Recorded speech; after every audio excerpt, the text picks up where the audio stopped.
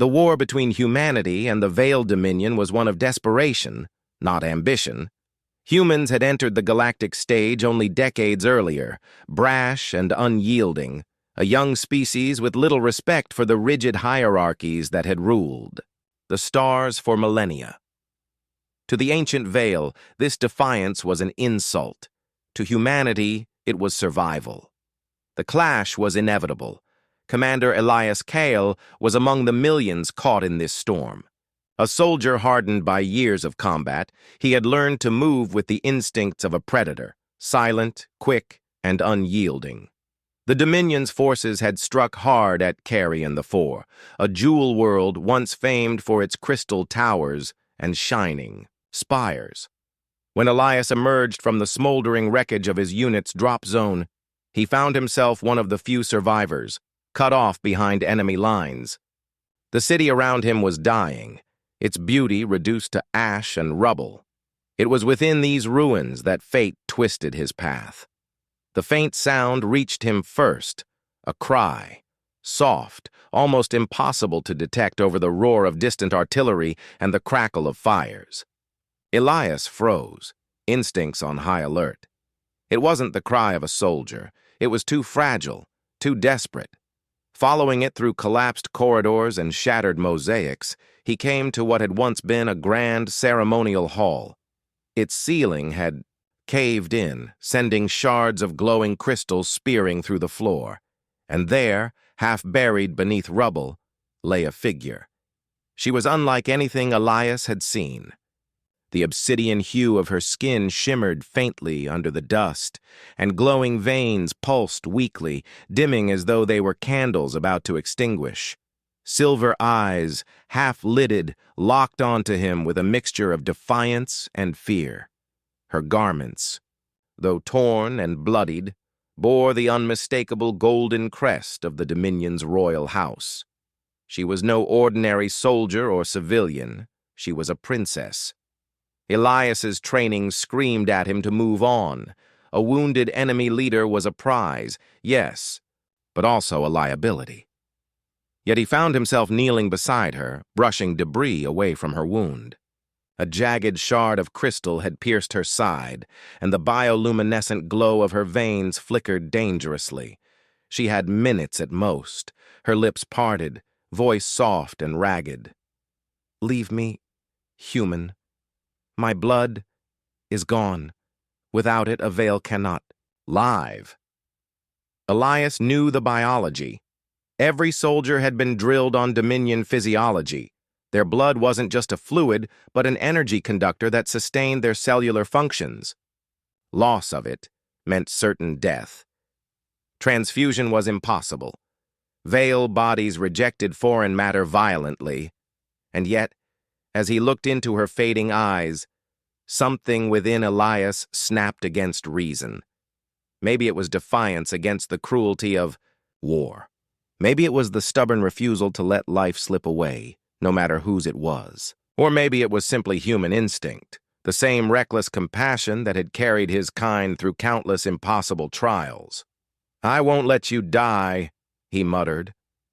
Unclipping his survival kit, he pulled out a field transfuser. His fingers moved with practiced efficiency as he slid a needle into his own arm, the sharp sting forgotten in the haze of urgency. Blood began to flow into the device, red and warm. He pressed the other end to her vein. Her eyes widened faintly, confusion, flickering into something like awe. "You would give?" "Don't talk," Elias growled, focusing on keeping the flow steady. "Just stay alive." For a moment, nothing happened. Then slowly, the dull flicker of her veins brightened. Her breathing, ragged and shallow, began to steady. The crystal-pale pallor of her face warmed ever so slightly as the alien physiology accepted what should have been impossible, human blood merging with veil life. Elias felt his own strength waning, but he didn't stop. He couldn't. He kept his gaze locked on hers, willing her to survive. And in those moments, the battlefield around them seemed to vanish. No longer human and alien, soldier and enemy, just two beings clinging to life in the ruins of a dying world. The transfusion ended only when Elias's vision began to blur. He sealed the device, withdrew the needle, and staggered back against the wall, pressing a cloth to his arm. The princess's glow had returned. Her chest rose and fell in steady rhythm. Silver eyes, now sharper and alive, fixed on him. "You have broken the law of my kind," she whispered weakly, her voice carrying both accusation and wonder. "But you have also given me life." Elias gave a tired, crooked smile. "Guess your body didn't get the memo." And with that, the impossible had already happened. When the alien princess awoke fully, hours after the desperate transfusion, the ruins around her had grown silent. The distant thunder of battle had moved on, leaving only the echoes of fire and the occasional crackle of falling debris. She shifted, testing her strength, and for the first time since the crystal shard had torn into her, she felt whole, stronger even. Her silver eyes locked onto the man who sat slumped against a broken column, his arm bound with a strip of cloth. Commander Elias Kale. His skin was pale from blood loss, his expression weary, but his eyes remained sharp, studying her warily. He had not fled. He had not struck her down while she lay helpless. He had stayed. She spoke softly, her voice still carrying the lilting resonance of her kind. "No human should have been able to do what you did. My people's bodies reject foreign lifeblood. Yet yours—" She raised her hand to her chest, where her veins pulsed brightly, burning with an intensity she had never felt before. "Yours has changed me." Elias gave a humorless chuckle, his tone half serious, half deflecting. "Guess your body's full of surprises." Her gaze lingered on him, calculating, conflicted. "Do you understand what this means? What you've done is forbidden. To alter the blood of the veil is an abomination in my people's law. If they discover this, then they'll hate me even more than they already do." Elias cut in, his voice calm. Nothing new there. The words silenced her, not because of what was said, but how he said them, with a kind of blunt honesty that stripped away the layers of politics and fear. She had grown up surrounded by courtiers who measured every phrase, who spoke in riddles of diplomacy. This man spoke only truth, bare and unadorned. That night, they sheltered in a chamber half buried under rubble. Cracks in the ceiling revealed a broken sky, lit with the dim glow of distant fires.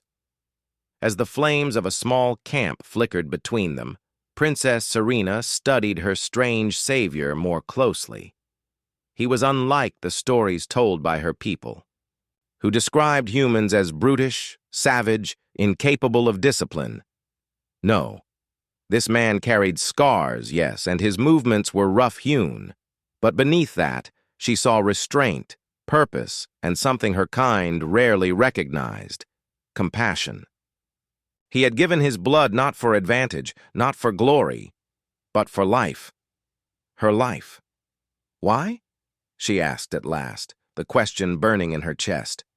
Why risk everything for me? I am your enemy.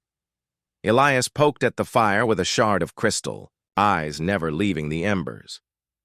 Didn't think about it. Saw someone dying. Acted. That's all. His answer was infuriatingly simple, yet it struck her harder than any elaborate justification could have. She pressed her hand to her chest, again, feeling the unfamiliar rhythm inside her. Her body felt different, warmer, stronger, almost human. This is more than survival, she whispered. Your blood has made me something new. I feel it. My senses are sharper, my strength greater. Even my thoughts burn differently, as though fire has touched them. Elias glanced at her, then, eyes narrowing. You're saying you're not the same as before? No, she admitted, her voice trembling with both fear and awe. I am no longer fully Veil, and yet I am not human either. I am both, a bridge where none should exist. The weight of her words lingered in the air between them. Neither spoke for a long time, the silence filled only by the crackling fire. Outside, the Dominion and humanity clashed. In endless war, two civilizations tearing each other apart. And here, in this ruined hall, one soldier and one princess carried within them the impossible. Proof that the divide between their peoples could be crossed. It was a bond neither had chosen, yet both now carried. A bond of blood. As days passed, the two of them moved carefully through the shattered city. Patrols of Dominion soldiers scoured the ruins, searching for survivors and rebels. Sometimes, Elias would lead, silent and precise, relying on human instincts. Other times, Serena would guide them through hidden passages only a royal would know. They became an uneasy partnership born of necessity. But beneath the surface, something deeper took root. Each shared glance, each word spoken in the dark, carried unspoken understanding. For Serena, it was the realization that humanity was not the savage horde her people described. For Elias, it was the dawning awareness that this alien princess, once an untouchable symbol of the enemy, was now a living testament to what humanity's stubborn defiance could create. One night, as they rested in silence, Serena whispered, words she had never imagined speaking to a human. Perhaps this is why fate bound us. Perhaps your blood was not meant to save me alone. Perhaps it was meant to change everything. Elias, ever the soldier, simply shook his head. Don't talk about fate. Surviving one more day, that's enough. Yet as he closed his eyes to rest, her words lingered in the hollow of his mind. For the first time in years of war, Elias wondered if survival was not the end, but the beginning of something far greater. The ruined city of Carrion the Four became their crucible.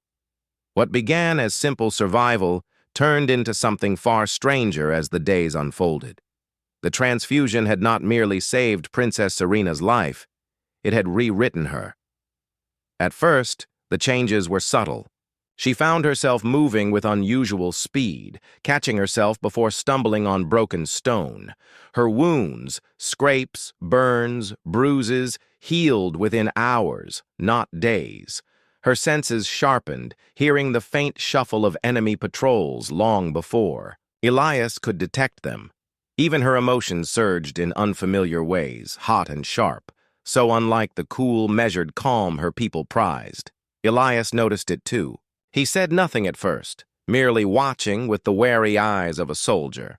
But when Serena struck down 3 Dominion enforcers with startling precision, moving faster than she realized possible, he could no longer ignore it. That wasn't Veil reflexes, Elias said after the skirmish, his tone flat but his gaze piercing. That was something else. Serena stood among the fallen soldiers, her chest heaving, her veins glowing brighter than she had ever seen. She turned to him, voice shaking. It is your blood. It has fused with mine. I am becoming something different. Her admission hung heavy between them. To the Veil, blood was sacred. It defined lineage, caste, and even worth. To taint it was a crime punishable by execution. Yet here she stood, undeniably changed, her very being a living contradiction. Then maybe different isn't a bad thing, Elias replied quietly. But the galaxy did not agree. Word of their survival spread, carried by fearful whispers and frantic reports. Dominion scouts spoke of a princess walking beside a human soldier, her veins blazing with unnatural light. Some claimed she fought with impossible strength, that human resilience now burned in her body. Others dismissed it as battlefield delirium, until more sightings confirmed the truth. When a human scouting party finally located them, the reactions were mixed. Some embraced Elias with relief, calling him a miracle for surviving against all odds. Others stared at Serena as if she were a monster. "She's Dominion," one lieutenant spat, leveling his weapon. "We should put her down before command sees this abomination." But Elias stepped between them, his hand steady on his rifle. "She's alive because of me. If she dies, it's on my blood too." The standoff was tense, but discipline held. They escorted the pair back to human-controlled territory, where the debates grew louder. Scientists, medics, and officers all swarmed around Serena, probing for answers. They marveled at her altered physiology. The way human blood had not only been accepted, but integrated. Some whispered of new weapons, new possibilities, an alliance written in DNA. Others muttered darkly of contamination, of playing with forces that should never mix. Through it all, Serena stood tall, her silver eyes unflinching. "I am no weapon," she declared to the assembled officers. "I am proof that your blood and ours need not divide us." Elias, watching from the side, felt both pride and unease. He had saved her life, yes, but in doing so, he had ignited a storm. What they carried between them was bigger than either of them, and already it was slipping beyond their control. One night, as they sat in a quiet corner of the camp, Serena spoke in a low voice meant only for him. "I feel their eyes on me. Some worship, some fear. I do not know which is worse." Elias leaned back against the wall, arms crossed. "Get used to it. People always fear what they don't understand." She studied him for a long moment. "And you? Do you fear me?"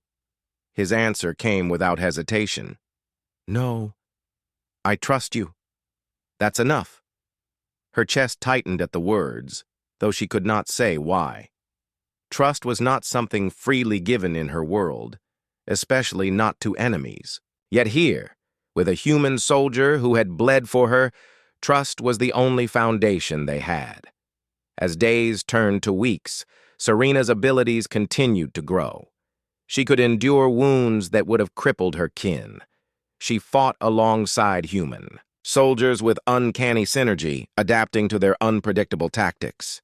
Some began to call her a symbol of hope, a living bridge between enemies. But not everyone saw it that way. The Dominion, upon learning of her survival and transformation, denounced her as corrupted. Their proclamations thundered across their networks.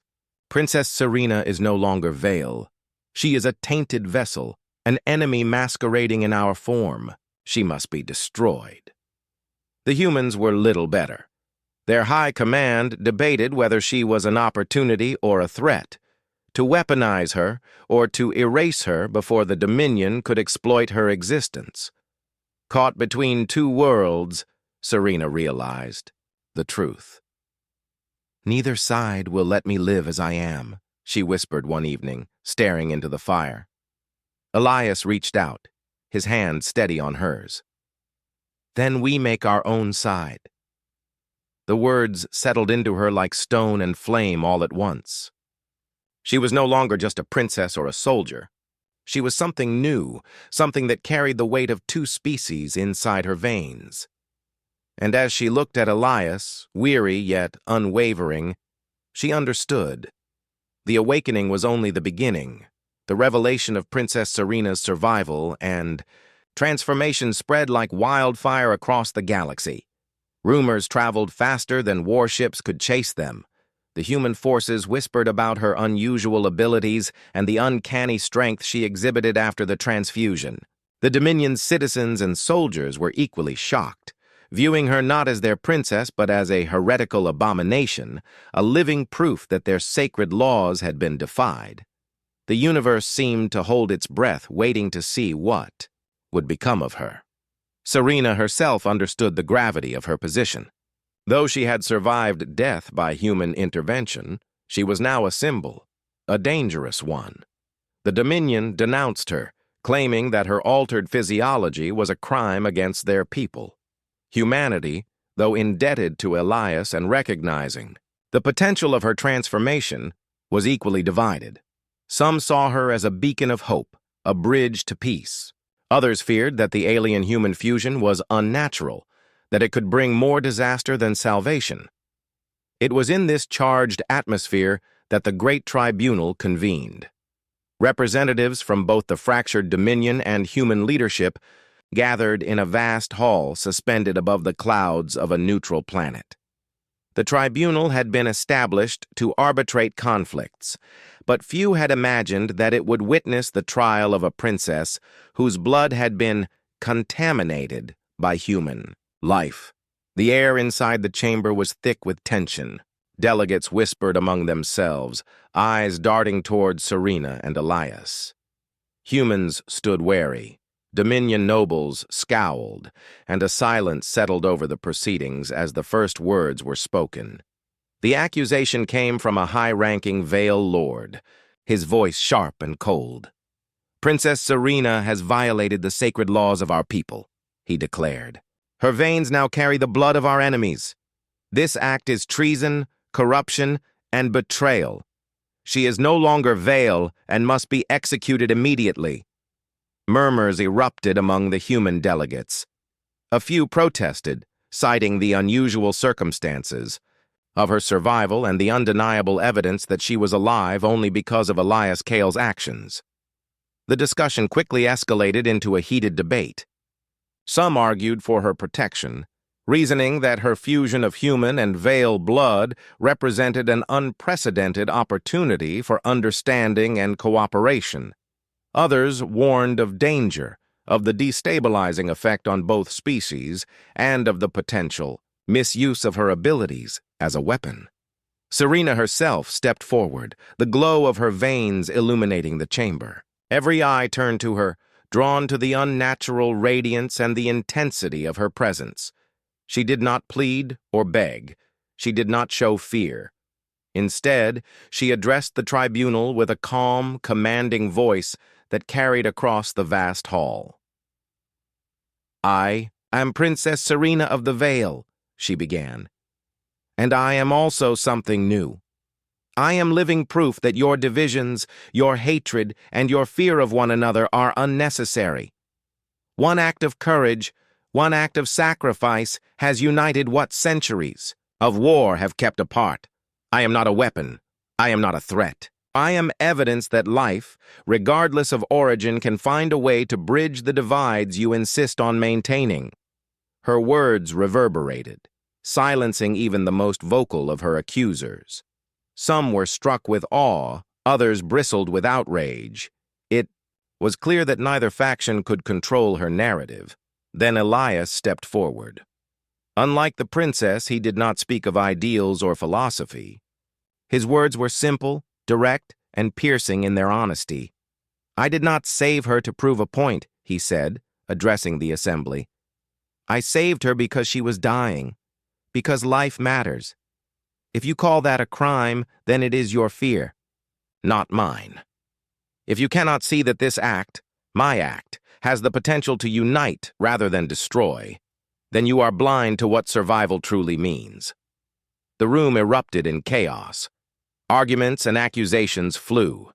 Delegates shouted over one another. Some demanded her execution, others called for her protection. And through it all, Serena stood unwavering, her glowing veins like beacons in the storm. In that moment, it became evident that neither humans nor Vale could dictate the outcome alone. Serena was no longer just a princess. She was a force of change, an anomaly that challenged centuries of laws, hierarchies, and prejudices. The tribunal could try to condemn her, but her presence, alive, strong, and radiant, already had spoken louder than any decree. As the chaos subsided into tense whispers, Elias and Serena shared a silent understanding. They were no longer merely allies. They were pioneers on the frontier of a new reality. Their bond, founded in blood, trust, and defiance, the galaxy had changed whether it realized it or not. Princess Serena, alive and transformed by human blood, had become more than a survivor. She was a symbol, a bridge, and a challenge to the old order. Her very existence defied centuries, of tradition, hierarchy, and war. Elias Kale understood that as he walked beside her through the newly stabilized human encampments on Carrion the Four. Every step they took was watched, every whispered word amplified by soldiers and emissaries alike. Despite the uneasy calm, the world was not yet at peace. The Dominion was fractured. Loyalists called her a traitor. Revolutionaries hailed her as a savior. Humans debated how to treat her, ally, weapon, or anomaly. But Elias and Serena had learned that neither humans nor aliens could dictate their fate. They were bound together by something far stronger than politics, by blood, trust, and the choices they had made in the chaos of battle.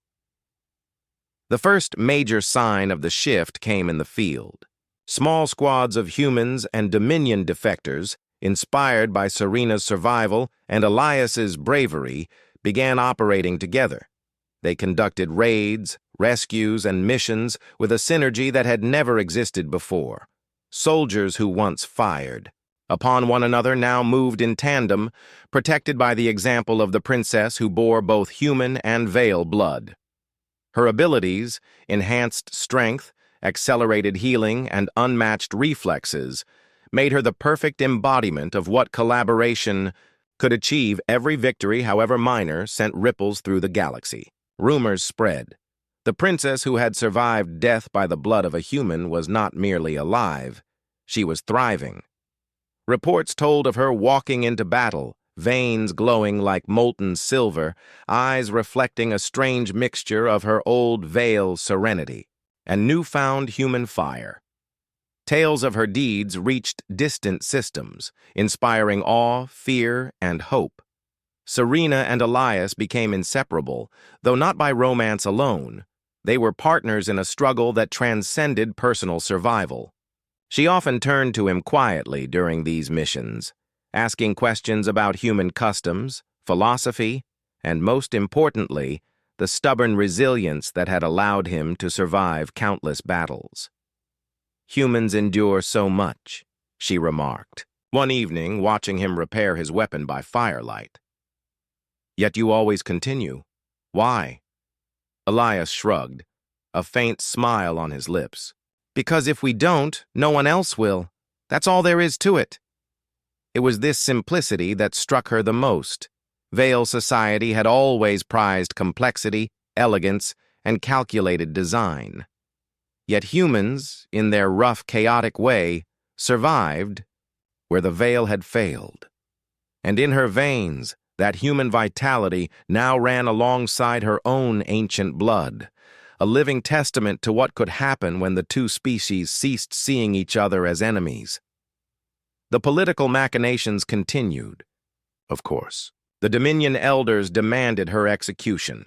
Certain human factions still considered her dangerous. Yet with every public act, every display of control and compassion, Serena challenged them. She did not fight to dominate or rule. She fought to exist, to live as proof that unity was possible, and the galaxy slowly began to notice. The tipping point came during the first joint operation involving human troops and Dominion defectors. Facing overwhelming enemy forces, Serena moved at speeds and with precision that stunned both sides.